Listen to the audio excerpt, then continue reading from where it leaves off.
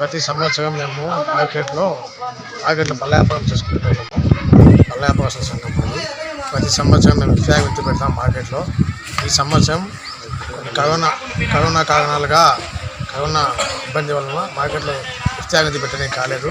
అందువలన టమాటా పళ్ళు, పచ్చిమిరపకాయలు, ఎండాకాయలు, ఎర్రగడ్డలు, వంకాయలు 5 రకాలు మేము కూరగాయలు ఇంటింటికి పంపిణీ చేస్తున్నాం. దాదాపు 200 ఇళ్లకు మేము కూరగాయలు పంపిణీ చేస్తాం. మాది అమృతనాల్లో మా వీధికి కొత్త వీధికి 200 కుటుంబాలకు కూరగాయలు పంపిణీ చేస్తున్నాము.